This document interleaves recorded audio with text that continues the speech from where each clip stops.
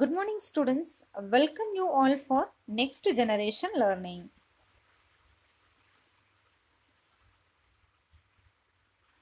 Today we are going to see the subject physics, class 10, chapter number 12, electricity. Topics: indexed and book exercise, theory questions and their answers.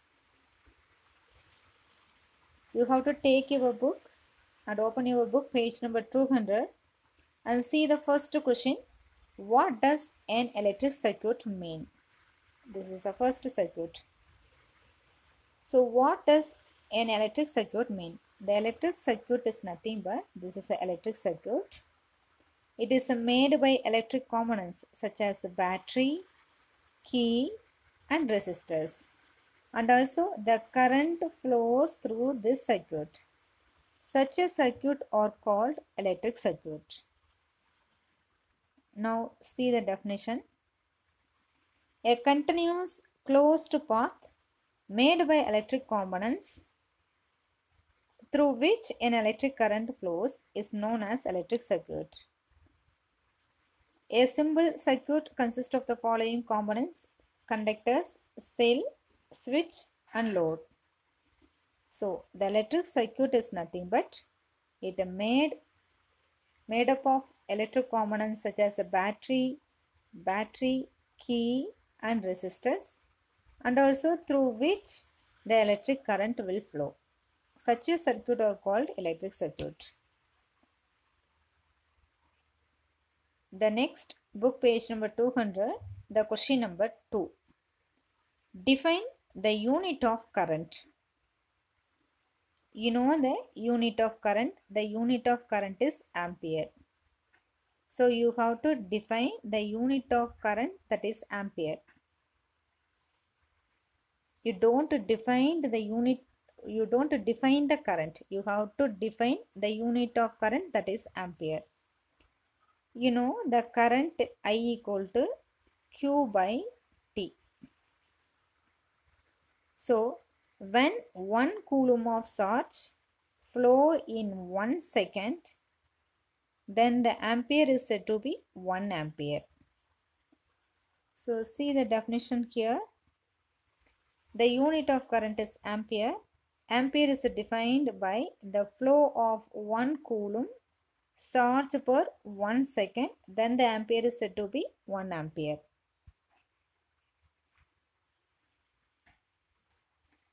The next question, book page number 200, the question number 3. Calculate the number of electrons constituting 1 coulomb of charge. So if you take 1 coulomb of charge, so how many electrons present in the 1 coulomb of charge? You have to calculate that value. So how to calculate the number of electrons in 1 coulomb? See the solution.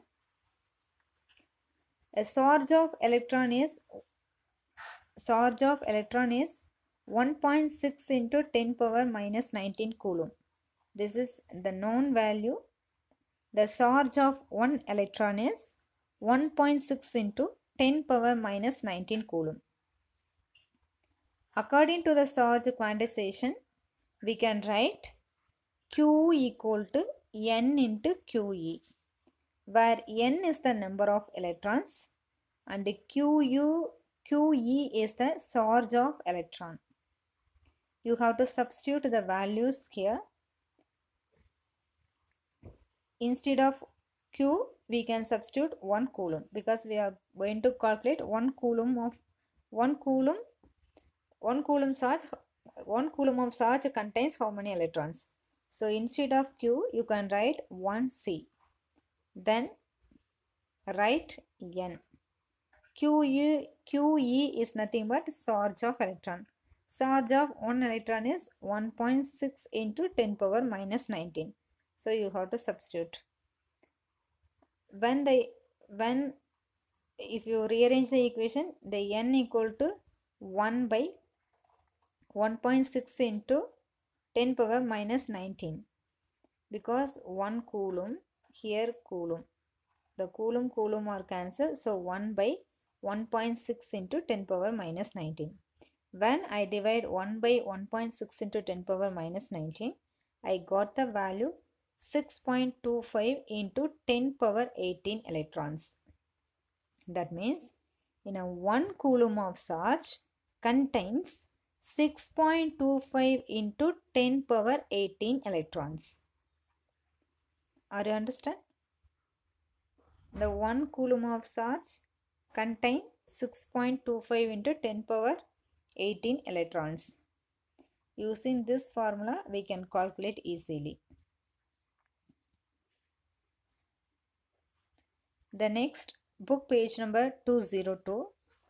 Listen the question number 1.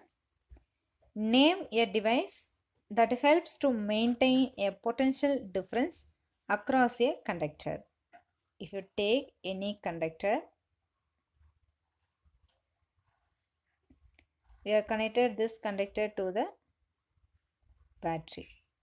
So, name a device that helps to maintain a potential difference across the conductor. This is a point A and B. This is across a conductor. So, which devices help us to maintain a potential difference across a conductor? The answer is electric cell or battery. Battery consists of one or more electric cells. This is single cell.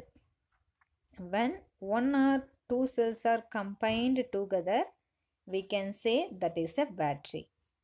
So battery consists of one or more electric cells. See here, this is a battery. It consists of two cells. It contains more than one.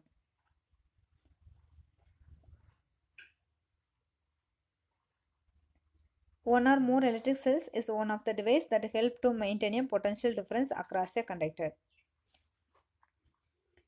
So which instrument is used to measure the potential difference? The voltmeter is used to measure the potential difference. But which device help to maintain the potential difference means that is a battery. Answer is battery.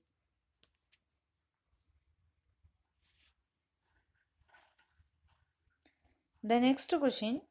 What is meant by saying that the potential difference between 2 points is 1 volt? In potential difference formula, we know that V equal to W by Q. When we say that potential difference is 1 volt, when 1 joule of work is done in 1 coulomb of charge, then the potential difference is said to be 1 volt. And see, when 1 joule of work is done to move a charge of 1 coulomb from one point to another, then the potential difference between the 2 points is said to be 1 volt.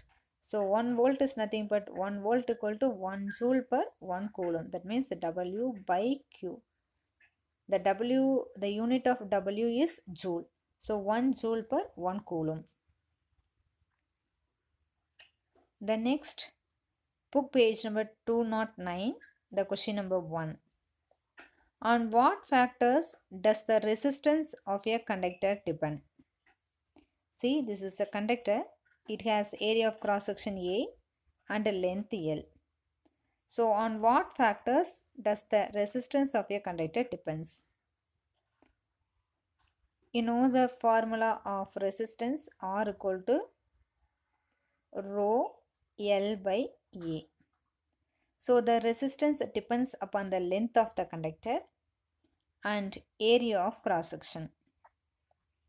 So here I written the length of the conductor and area of cross section, otherwise we can call it as cross sectional area. Then the conductor depends on the temperature of the conductor. Then the resistance depends on the temperature of the conductor. That is all directly proportional to T. These things we already learnt in the last classes. So all directly proportional to T means the resistance of the conductor depends on the temperature of the material.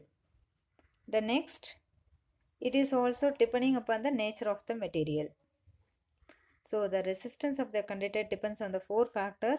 One is a temperature T, and another one is a cross-sectional area A, then length L, then nature of the material. The next book, page number 209, question number 2. Will current flow more easily through a thick wire or a thin wire of the same material when connected to the same source? Here I took two wire, one is thick and another one is thin. See the area of cross section. For thicker wire, the area of cross section is more. For thinner wire, area of cross section is less. But both the wires are made by same material. It is made by copper, means this is also made by copper. Both the material is connected to same source. It is connected to 220 voltage, means this is also connected to 220 voltage source. So in which wire the current will flow more? You know that R inversely proportional to 1 by A. Where area of cross section is more, the resistance is less. If area of cross section is less, means resistance is more. That means if you take a thicker wire, the area of cross section is more, so the resistance is less. When the resistance is less, the current will flow easily. But if you take a thinner wire, here area of cross section is less, so the resistance is more. When the resistance are more, the electrons does not move. So when the electrons does not move, here the current value automatically reduced. So from this we can say that in thicker wire the current will flow more comparing to thinner wire.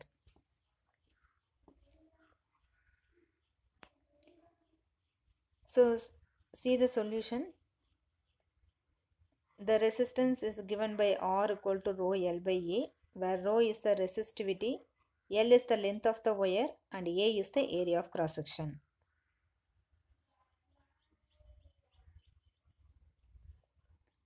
From equation, it is evident that area of cross section is inversely proportional to the resistance, that is R inversely proportional to 1 by A. A thinner wire more resistance and thicker wire less resistance. So current flow more easily through a thicker wire than the thinner wire, because in a thicker wire the resistance is less. When the resistance is less, the electrons can move easily. When the electrons can move easily, the current will flow easily. The next question: why are coils of electric toasters, electric ions, made of an alloy rather than a pure metal? See, this is a coil of electric toasters and electric ions. Why these coils are made on alloy rather than pure metal? The alloy is nothing but a combination of metals. So instead of metal, why these materials are made by an alloy? The one reason is the melting point of an alloy is higher than the pure metal, and also it has high resistivity. Comparing to the metal, this alloy have high melting point and also high resistivity. You know the resistivity value for conductor, alloy and insulator. Conductor and alloy have low resistivity and insulator have high resistivity. But when we compare conductor and alloy, the alloy have high resistivity comparing to conductor. So only I written here the alloy have high resistivity. And high temperature alloys do not oxidize, do not melt readily. So therefore alloys are used in heating appliances such as electric toasters and electric irons. What is meant by at high temperature alloys do not melt readily? When it reaches a high temperature, it does not oxidize with the air and it does not create any chemical reaction around it. So due to these three reasons, the electric heater and electric toasters coils are made up of an alloy. One is high resistivity. Comparing to conductor, comparing to metal, the alloy have high resistivity, high melting point, and another one is it do not oxidize with high temperature.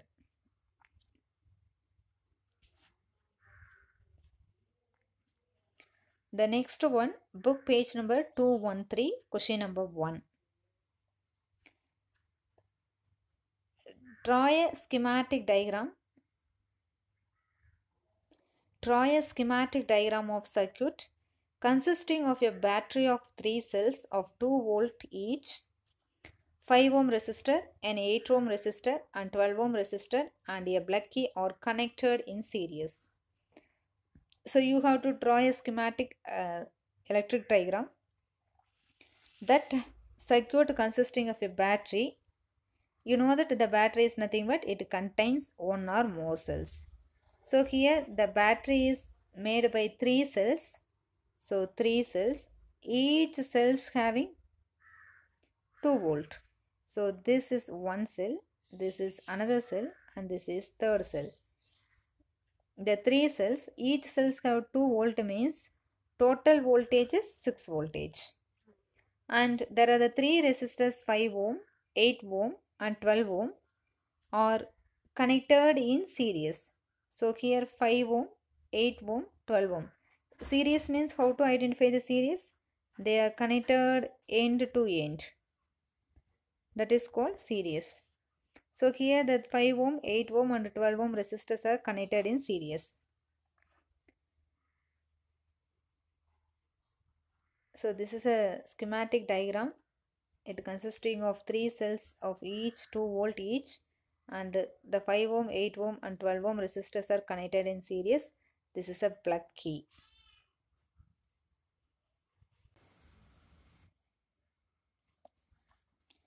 The next question, book page number 216.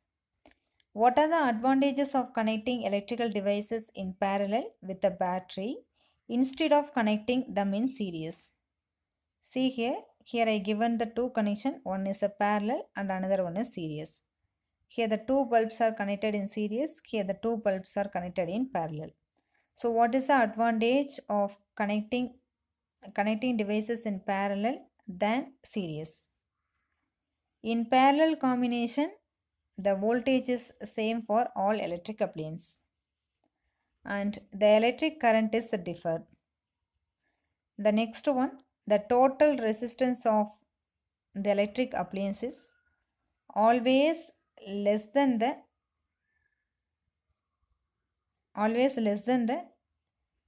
total resistance value is always less than the individual resistance.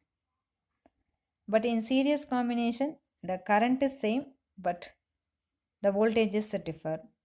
So see here, when the electric devices are connected in parallel, there is no division of voltage among the appliances. So all the electric appliances have given same voltage.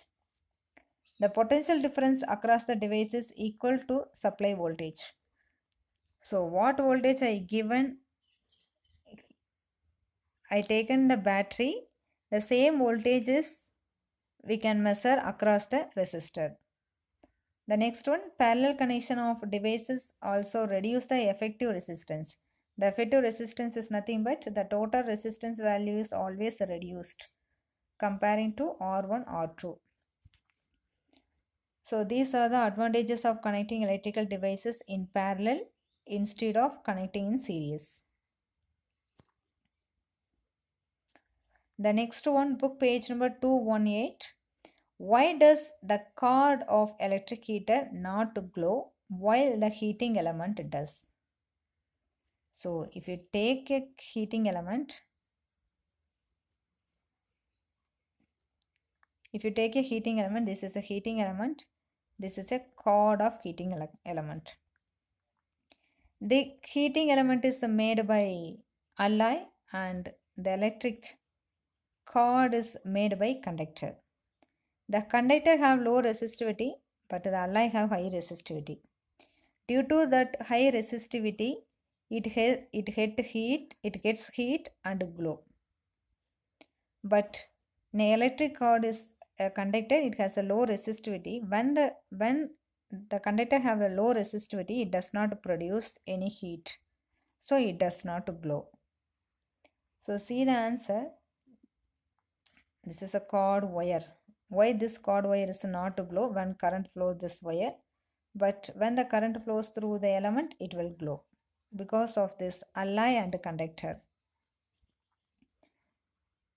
The heating element of electric heater is made up of alloy with high resistance. When current flows through the heating element becomes too hot and glows red. The cord is usually made up of copper or aluminium which have low resistance. Alloy have high resistance. Due to the high resistance, they get heat and they glow. But the cord is made up of copper, that is a metal. It has a low resistance. Hence, the cord does not glow. The next one, explain the following. Why is the tungsten used almost exclusively for filament of electric lamp? Now question number B, why are the conductors of electric heating devices such as bread toasters and electric irons made up of an alloy rather than a pure metal? Why is the series arrangement not used for domestic electric circuit? The D question, how does the resistance of wire vary with its area of cross section? The fifth question, why copper and aluminum wires are usually employed for electricity transmission? The first question, why is the tungsten used almost exclusively for filament of electric bulb?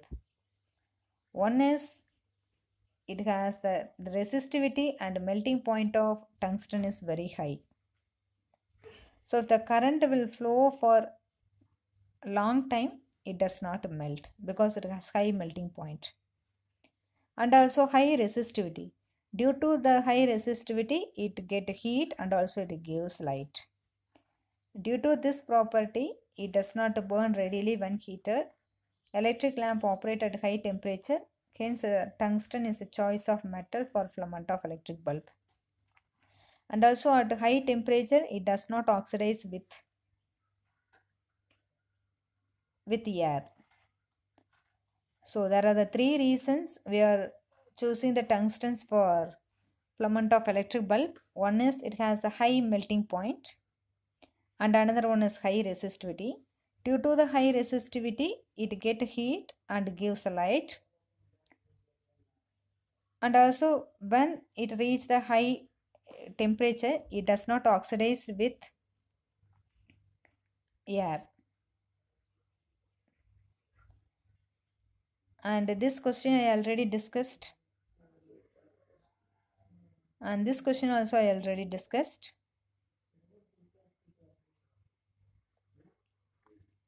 How does the resistance of your wire vary with its area of cross section? The resistance, you know that the resistance R equal to rho L by A. So this is area of cross section and this is the resistance. So here how the resistance of wire varies with area of cross section.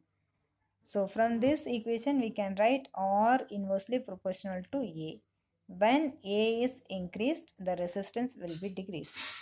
When the area A is decreased, the resistance will be increased. So see the solution. Resistance is inversely proportional to the area of cross section, that is R inversely proportional to 1 by A.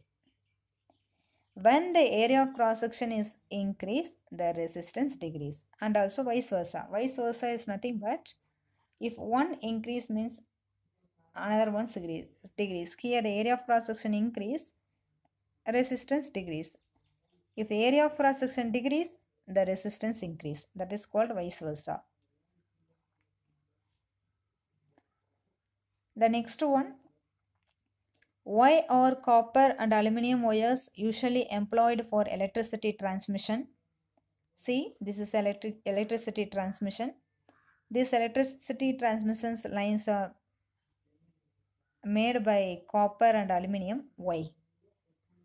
The one reason, it is a good conductor. The second reason, it has a low resistivity. Because of these two reasons, copper and aluminum wires usually employed for electricity transmission.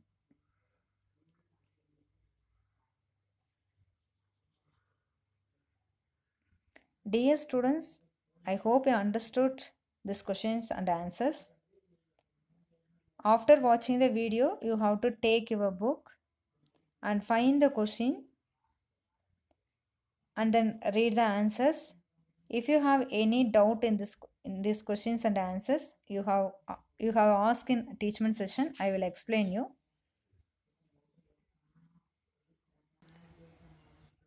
See, this is your book content. See the page number 200. I discussed the question number 1 and 2 and 3.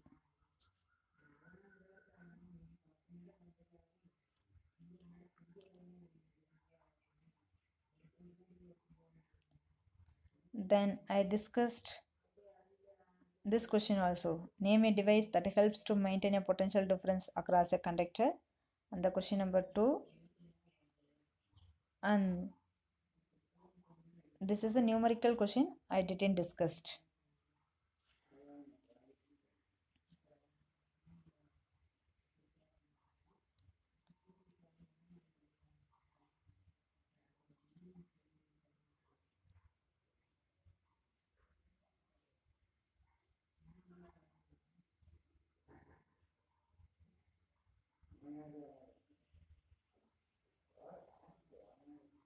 And see here, these two questions that I discussed, and this question also I discussed.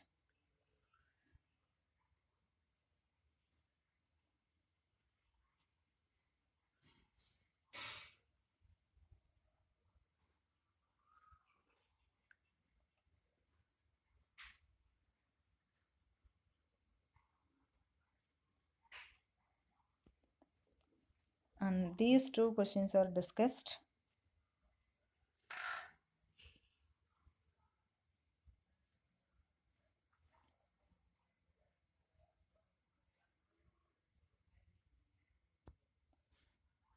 Here,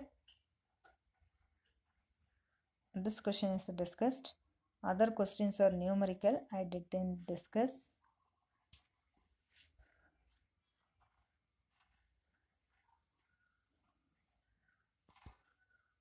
And here I discussed only this because this is not numerical question. This is a theory question.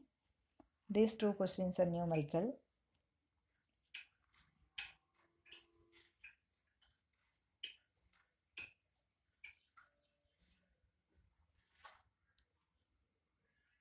And book back.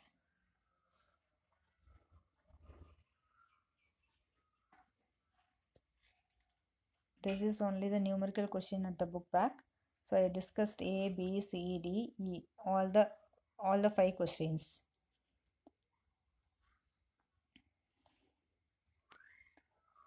Thank you for watching.